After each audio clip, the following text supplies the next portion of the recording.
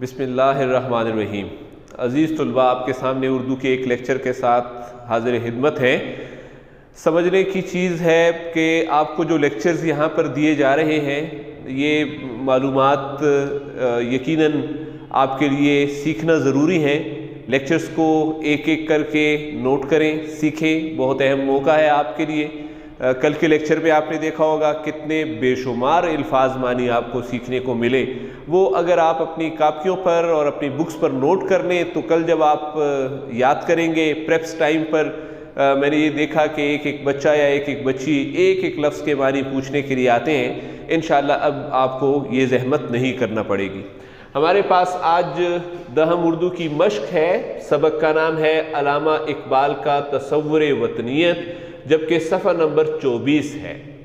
سوال نمبر 1 ہے ہمارے پاس عزیز طلباء، خالی جگہ پر کریں۔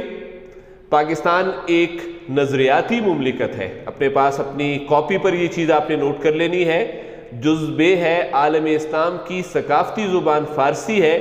یاد رکھیے گا کہ بعض بچے اس کو چونکہ اسلام کے نام کے ساتھ عربی کو ٹک کر لیں گے، اگر یہ MCQ پیپر میں آ گیا تو یہ اسلام ضرور ہے لیکن یہ ثقافتی زبان کہا گیا ہے، یہ سمجھا دیا تھا آپ کو لیکچر کے دوران۔ پاکستان کی قومی زبان اردو ہے، اس میں کوئی شک نہیں ہے۔ زبان اظہار کا وسیلہ ہے، بت نہیں ہے۔ کل ہی پڑھایا تھا آپ کو سورہ حجرات میں یہ چیز ہم نے پڑھی تھی، اصل شرف و فضیلت کا معیار نسب نہیں تقوی ہے۔ سوال نمبر 2 ہے ہمارے پاس، مغرب کے تصور وطنیت آپ کو سمجھا دیا گیا تھا، اور اسلامی نظریہ قومیت کے درمیان فرق و امتیاز کیا ہے؟ مغرب کا تصور وطنیت دیکھیں۔ مغربی تصور وطنیت کی بنیاد میں مندرجہ ذیل باتیں پائی جاتی ہیں۔ رنگ کی بنیاد پر وطن بنا لینا، نسل کی بنیاد پر ایک الگ وطن بنا لینا، اور زبان کی بنیاد پر لوگوں کا الگ ہو کر ایک خطہ زمین کو اپنا جغرافیہ بنا لینا، وطن بنا لینا۔ اس بنیاد پر لوگ اکٹھے ہو کر ایک وطن بنا لیتے ہیں، یہ مغربی لوگ ہیں۔ اس کی تصحیح کر دیجئے آپ اپنے پاس، مغربی لوگ یعنی انگریز لوگ اکٹھے ہو کر ایک وطن بنا لیتے ہیں اور اس وطن کے تمام لوگ ایک قوم بن جاتے ہیں۔ اس کے یقیناً نقصانات بھی ہیں، صرف سمجھنا ضروری ہے، یاد کرنا ضروری نہیں ہے۔ نقصانات ہیں 2 بڑی عالمی جنگیں، وہ صرف اسی وجہ سے لڑی گئی ہیں کہ تمام اقوام ایک دوسرے سے مختلف ہیں اور ایک دوسرے کو برداشت نہیں کرتی ہیں۔ اسلامی نظریہ قومیت کیا ہے؟ اسلامی نظریہ قومیت کی بنیاد میں کلمہ طیبہ لا الہ الا اللہ محمد الرسول اللہ پایا جاتا ہے، یعنی جس نے بھی یہ کلمہ پڑھا وہ چاہے وہ کسی بھی رنگ سے ہے، کسی نسل اور قبیلے سے ہی کیوں نہ تعلق رکھتا ہو، کوئی بھی زبان بولتا ہو اور کسی بھی ملک یا وطن میں رہے، وہ مسلمان قوم میں داخل ہے، اور ایسی مسلمان قوم کو ملت کا نام دیا جاتا ہے۔ یہ مفہوم میں نے آپ کو لیکچر کے دوران سمجھا دیا تھا۔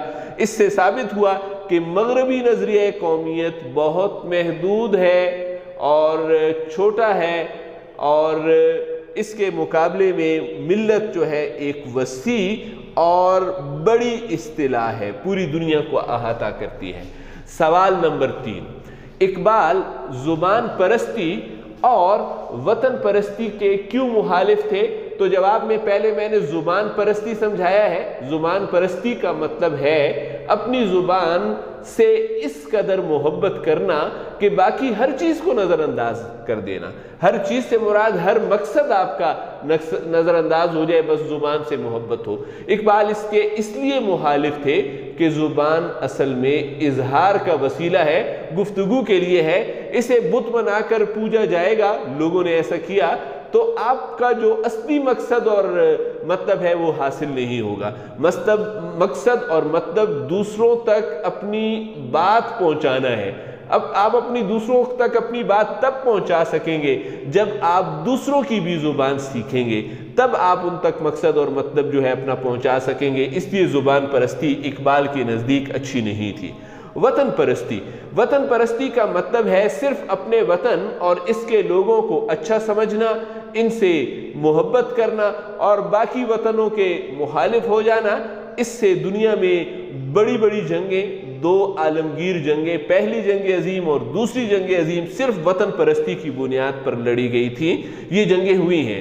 اقبال وطن پرستی کے اس لیے مخالف تھے کہ یہ اسلام سے بڑا مقصد بن رہا تھا۔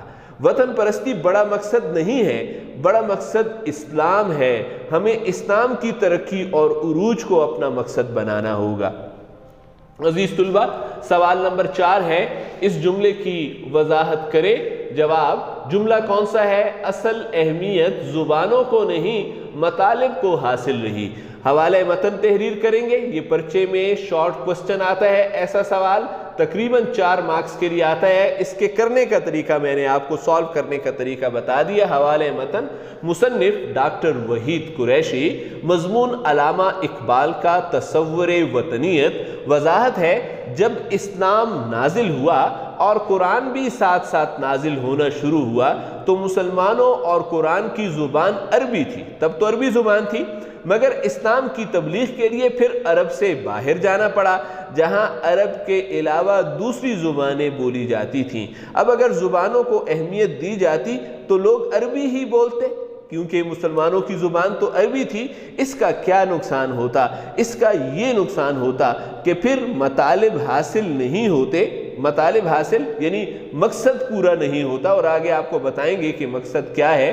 مطالب حاصل نہیں ہوتے اور یعنی اسلام کی تبلیغ نہیں ہو پاتی، یہ مقصد تھا، کیونکہ لوگ عربی زبان میں تبلیغ کو سمجھتے ہی نہیں، اور بہتر ہوتا کہ ان کی زبان میں ان کو دین سکھایا جاتا۔ اس وجہ سے یہ کہا گیا کہ زبان کی اہمیت نہیں ہے، مطالب کو اہمیت دینا چاہیے۔ مطالب ہے مقصد، اور وہ مقصد ہے دین کی اشاعت۔ دین کی اشاعت کی خاطر ہم نے عربی زبان کو ترک کر کے وہاں کی مقامی زبانیں سیکھی۔ کل کا ہوم ورک بھی تھا آپ کا، سوال نمبر 5، سورہ حجرات میں شعوب اور قبائل کا کیا مقصد بیان کیا گیا ہے؟ جواب، سورہ حجرات آیت نمبر 13 کی ہیڈنگ لگائیں گے۔ یہاں پر آپ نے خود عربی لکھنی ہے، یہاں پر قرآن سے دیکھ کر۔ اس کے بعد ترجمہ آپ کو میں نے لاسٹ لیکچر میں نوٹ کروا دیا تھا، اور آپ کا ہوم ورک بھی تھا، وہاں سے آپ دیکھ لیں گے۔ یہ حصہ آپ نے نوٹ بکس پر نوٹ کر دینا ہے۔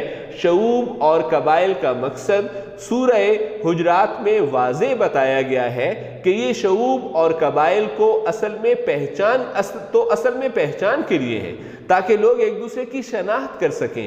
یہ ادنا اور اعلیٰ کا معیار نہیں ہے، ادنا اور اعلیٰ کا معیار صرف اور صرف تقوی ہے۔ یہ ہم نے آج بھی پڑھا اور اس دن بھی پڑھا تھا۔ عزیز طلبہ، اپنے پاس ٹیسٹ نوٹ کیجئے، آج ٹیسٹ ڈے ہے، آج کوئی ہوم ورک نہیں ہے۔ ہاں، جو شارٹ کوسچنز آپ نے لکھے ان کو آپ نے اپنی نوٹ بک پر لکھنا ہے، یہ ضرور آپ نے واٹس ایپ کرنے ہیں آج۔ لیکن آج جو ٹیسٹ کوسچن ہے آپ کا وہ سوال نمبر 6 ہے۔ سوال نمبر 6 یہاں پر درج ہے کہ آپ نے جملے بنانے ہیں، اور ان جملوں کو آپ نے اپنے پیج پر لکھ کر اور واٹس ایپ کر دینے ہیں، وہ چیک کر کے آپ کو واپس بھیج دیے جائیں گے۔ عزیز طلبہ، کام کی اہمیت کو سمجھیے، کام انتہائی ضروری ہے، اس کو کرنا، اس کو لکھنا، اس کو پڑھنا انتہائی ضروری ہے۔ اس طرح آپ یوز ٹو رہیں گے۔ پڑھائی کا یہ طریقہ یقیناً نیا اور منفرد ہے، لیکن بامر مجبوری ہمیں اس کی طرف آنا ہی پڑے گا۔ شکریہ، والسلام، خدا حافظ۔